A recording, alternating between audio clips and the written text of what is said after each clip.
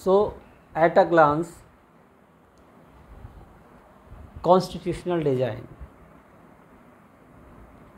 Constitutional design को एक नज़र में समझें पहले। This is chapter 2 of political science of class 9। Here we have to read how the Constitution of India was drafted, what is Constitution, why do we need Constitution, and one a story or incident और कह सकते हो कि how South Africa got its independence and drafted constitution. Example of south Africa भी यहाँ पढ़ना है, ठीक है। तो first, what is constitution and why do we need constitution, ये समझने के लिए हमें साउथ अफ्रीका का जो एग्जाम्पल दिया गया है वो समझना ज़रूरी है। Okay, like in India, in South Africa there was role of British government. Britishers were ruling there in South Africa. Okay, अंग्रेज़ों का शासन साउथ अफ्रीका में भी था, ठीक है। And in south Africa we can see people were divided into 3 groups or 3 categories according to the color of the skin, है ना। कलर के आधार पे 3 भागों में डिवाइड कर दिया गया था। Okay, it was apartheid system. white, black and colored, white, black and colored according to the screen of color of the screen, ठीक है। people were divided into 3 categories, white, black and colored। ये 3 category में divide कर दिए थे।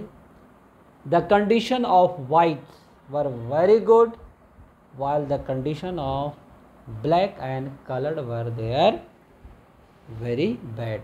Now who were there white, black and coloured.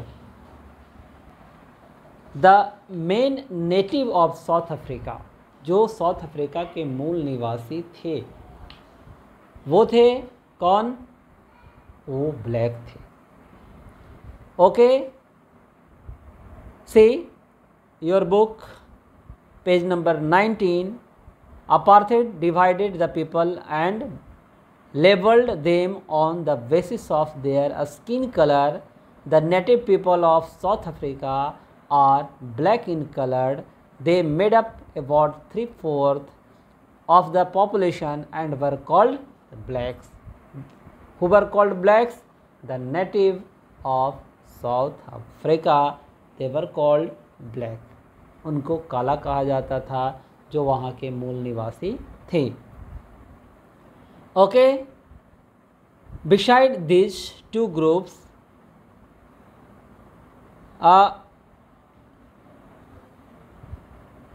there were people of mixed race who were called colored. जो mixed race थे उनको colour कहा जाता था। जो मिक्स्ड रेस थे का अर्थ क्या हुआ? It means people who migrated from India, they were neither black nor white. न वो काले थे न गोरे थे। तो भाई हम लोग का कलर कैसा है? ना काले हैं ना हम लोग गोरे हैं। तो वैसे लोगों को ब्लैक एंड वाइट नहीं कहा जाता था, उन लोगों को कहा जाता था colour. and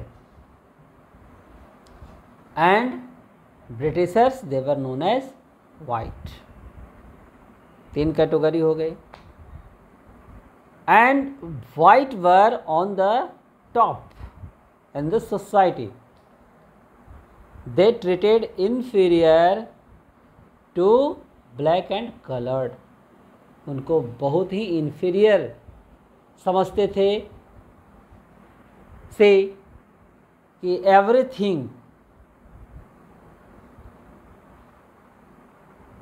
the apartheid system was particularly oppressive for the blacks.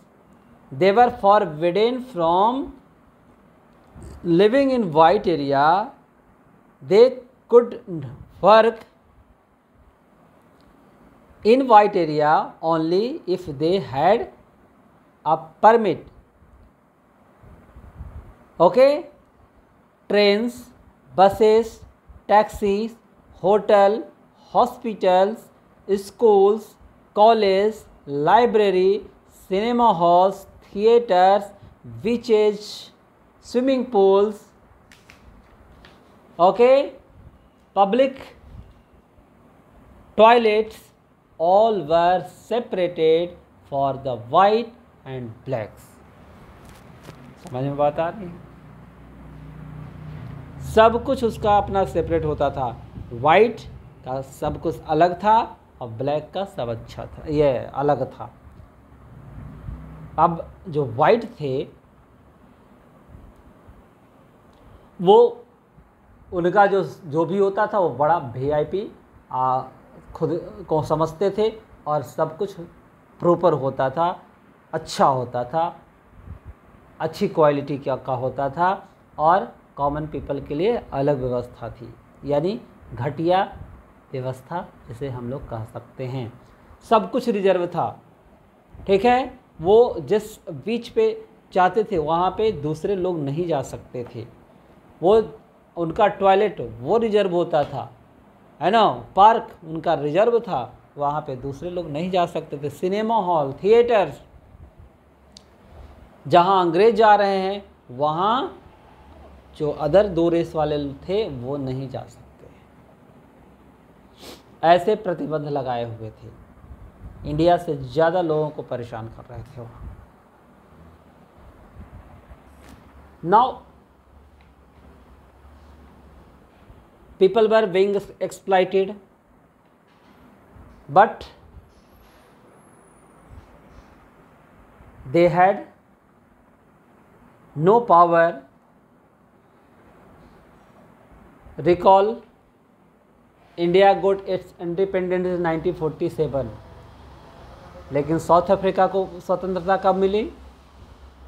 1994 में. 1994 ये हाल में. और after a long struggle like India, south Africa also got independence. Okay, since 1950 the blacks, coloured and Indian fought against the apartheid system. Apartheid means discrimination on the basis of the colour of the skin. ये जो apartheid system थे, भेदभाव था. Okay, word apartheid use हुआ है तो आप इसको देखोगे. ये तो they were fighting for apartheid system since 1950. Okay, they launched protest, marches and strike. The African National Congress, recall, in India it was Indian National Congress, INC.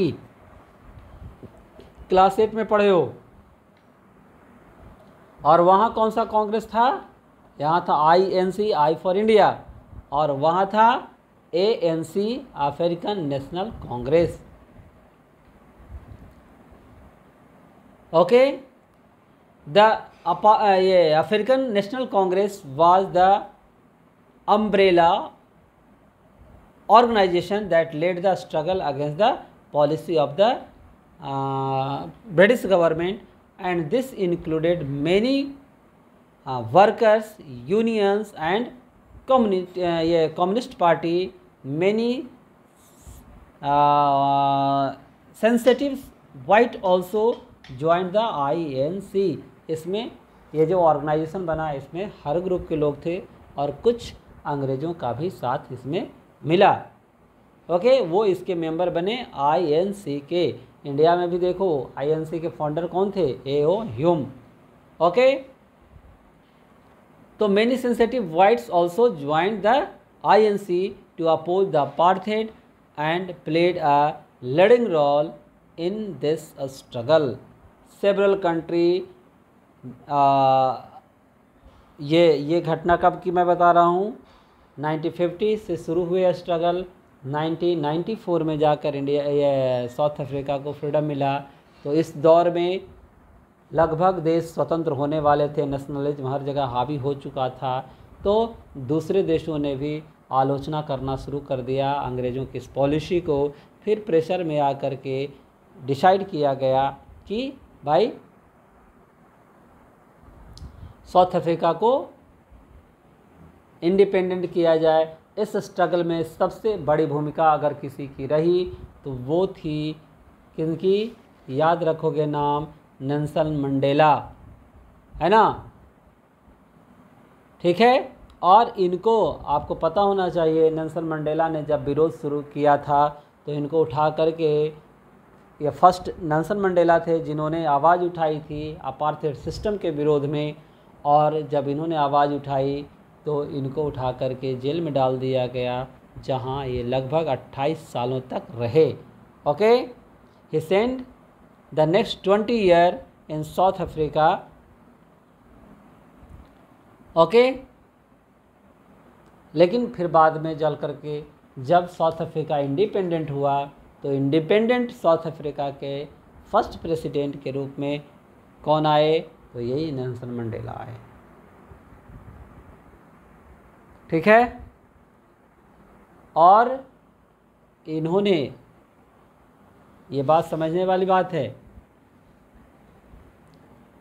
और इस पॉइंट को समझोगे तो कुछ दूसरा जो क्वेश्चन है, why do we need constitution, वो आप समझ लोगे इजली। जब साउथ अफ्रीका का संविधान बना तो नेल्सन मंडेला ने कहा कि साउथ अफ्रीका इंडिपेंडेंट हुआ, इंडिया इंडिपेंडेंट हुआ तो क्या हुआ? जब इंडिया इंडिपेंडेंट हुआ तो हम लोगों ने अंग्रेज़ों को क्या कहा? क्विट इंडिया मूवमेंट चलाया, अंग्रेज़ों भारत छोड़ो, भागो यहाँ से। लेकिन साउथ अफ्रीका